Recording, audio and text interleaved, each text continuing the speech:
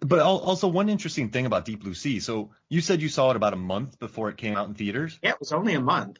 That's an insane turnaround I mean, they probably shot on a backlot somewhere, but knowing where special effects were at the time and how time consuming it was to add that shark eating her, which looks good. I mean, the teeth coming out, that's one of Jay's favorite scenes in the movie, just seeing those teeth.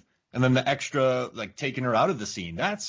Those are sleepless nights for, what do you think, 2 weeks? And then you print it and you have to, like I worked in a theater, you got to ship those things to all the theaters. So that was before digital. They were making prints and cans. And yeah, I mean, I would think they were working right up until maybe even a week before they shipped it to make thousands of prints. Because remember, it would be on 2,000 or 3,000 screens that summer. Yeah. I would think the erasing her from the last shot was probably harder than constructing the shark bite ending. Mm-hmm. Yeah, because they probably already had some like CGI shark video. They could. They might have had some stuff ready for other shots. Whereas, you have to like frame by frame paint around with the. Right. You can animate a shark bite, but you actually have to match the sky to the background. That's not fun. Someone didn't sleep for a couple weeks. But in like recent films being redone up to the last minute, I can really think of like the first Avengers film, where in the UK it came out a week before it was released in America, and we didn't have that first the second post-credit scene of them all eating shawarma. Yeah, that actually, I believe, happened because people were asking about it at the press conference. They shot it either the night of or very shortly after the press conference, which I forget how many weeks before the release of the movie that was. Yeah, I'm not sure. But yeah, so I was so annoyed that I'd paid to see this film, and then people are getting this whole extra scene. I'd have to wait till the DVD release. But excellent eating. Yeah. Best eating since Deep Blue Sea, and you missed it in the theaters. There we go, yeah. And I learned that Chris Evans had a full beard for Snowpiercer at that point. So if you notice, like, he's got his hand covering his face. That's because he was wearing some kind of mask covering the beard, but it looked so bad they had to have his hand covering the mask covering the beard. Oh, I love it. Back to Rennie Harlin, Deep Blue Sea was a big comeback for him. It was a big summer hit after two movies that hadn't performed to expectations. And then he sort of struggles again after that. His next movie would be Driven. Franchise Pictures. Good old Franchise Pictures, right? Franchise Pictures, which oddly enough never had a franchise except for the whole 10 yards. That was the only sequel they ever made. That's what really kicked them off too, which I love. That guy was a character. Have you, like, what did you hear about him around town during all those years of, like, Art of War and Ballistic X vs. Sever? I had heard stories of Eli Samaha, but I never met him. They never had him do the junkets for those movies. Oh, got it. He's an interesting figure, though, isn't he, with the way they made these movies? And the German company that he got a lot of money from. Right. I forget the details, but, there was a unique financial setup they had to make all those franchise pictures, which might have been similar to the way Uwe Boll got financing for his first video game movies. There was some creative financing they had with European financiers. I love what he did. So I had to write a piece about Battlefield Earth for Rotten Tomatoes. They let me write about its 20th anniversary, which I'm still very happy about. So I got to dive into the research of that and how, the movies would have $80 million budgets, but they actually had $30 million budgets. And just he had this German company that Uwe Boll did the same thing too. Jeez Louise. But no, it's such a fun story to read about that. And then, like, what's interesting? Driven, Stallone wrote the whole script, and then Rennie Harlin wrote him out of most of it. And I don't know if that's better. I don't know if that's good or bad. But, I believe there was a 4-hour cut of Driven, which release the Harlan cut, right? No, thank you. And I think the version they came to was more of the Kip Pardue story of the up and coming race car driver. Driven was not a hit, and rightfully so. It's not a good movie. And I believe even Stallone has expressed regrets for it, which I suppose you can see his motivation. You're looking for another sport he can do a Rocky-like story with. But it might have to do with not finding the focus of the movie ahead of time, being so sprawling that you never really know what you're rooting for.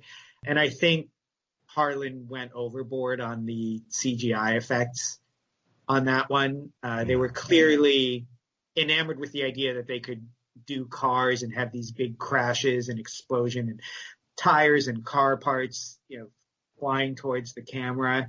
But you just don't feel anything in those race scenes. Mm-mm. The only understanding of racing you get from that movie is when they need to go faster, they push the pedal harder, which I would imagine if you talk to a race car driver, there's more to it than that. And even Days of Thunder gave you more to sort of hook into with that. And even later that year, The Fast and the Furious came out, which was street racing, not organized athletic racing, but that gave you a much better sense of what went into the driver and the car. And I mean, of course, they had the element of the NOS tanks that they were explaining, but look where that franchise is today, and there's no Driven 2. And no one hums too. I mean, if you hum, you can drive better. And also one of the saddest things I've listened to, I love listening to commentaries, and we covered Driven on my Movies, Films, and Flicks podcast.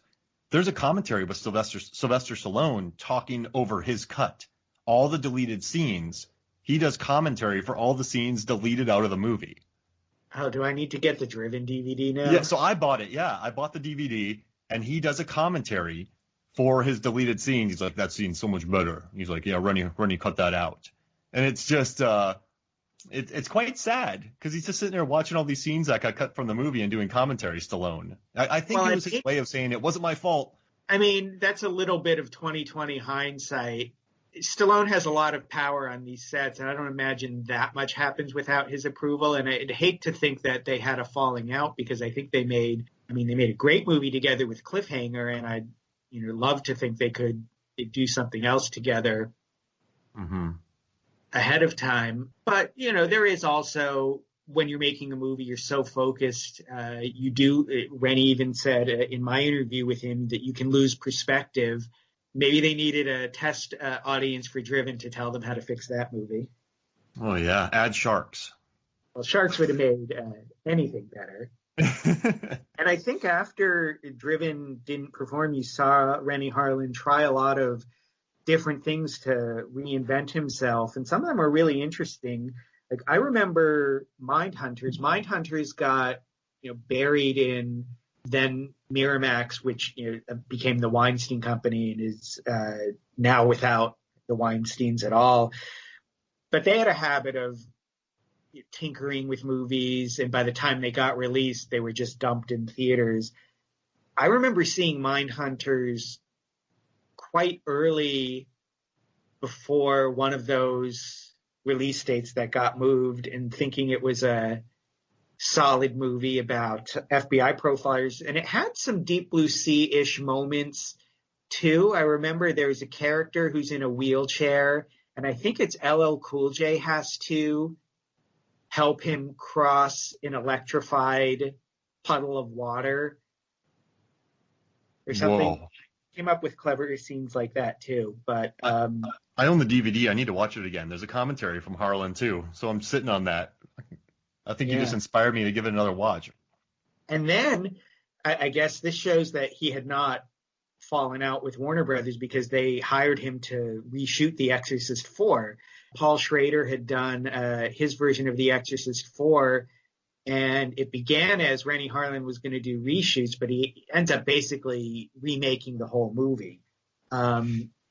Eventually, Paul Schrader's cut comes out too, so there's 2 Exorcist 4s out there.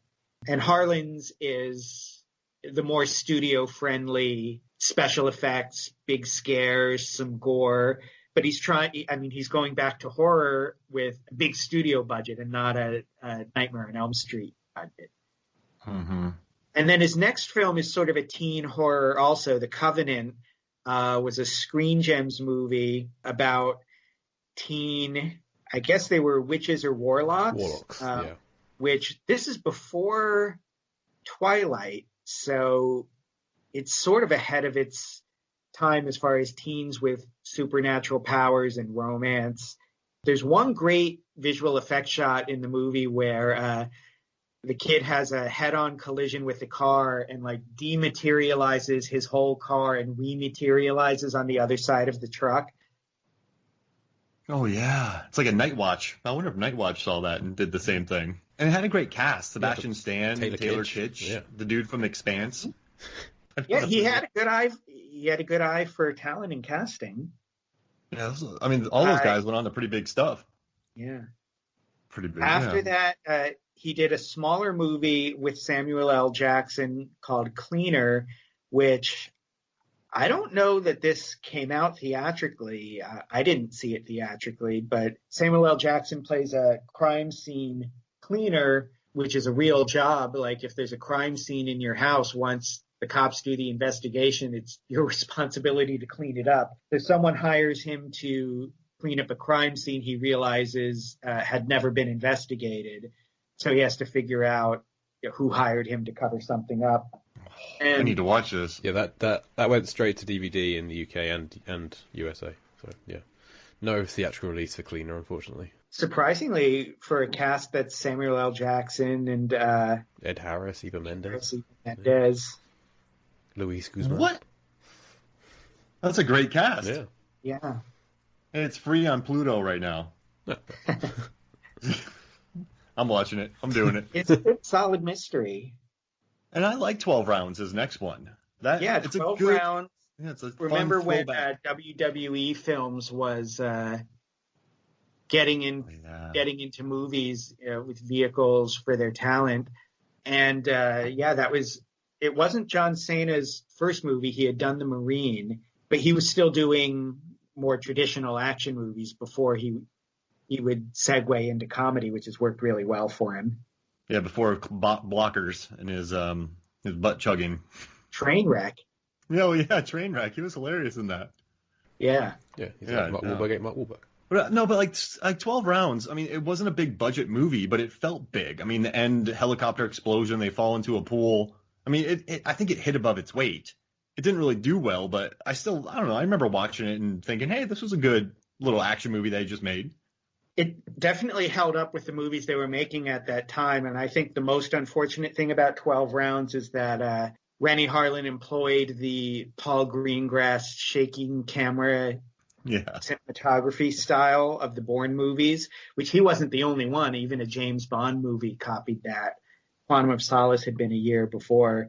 And the premise of 12 Rounds is so fun. It would have been nice if you could see what was happening in each of those rounds. But as far as mimicking the contemporary style, it's no worse than any Paul Green. That's why Quantum of Solace is my least favorite Bond film, because it doesn't feel like a Bond film. So there's one, it's better than other Bond films, but it feels like a Bourne film.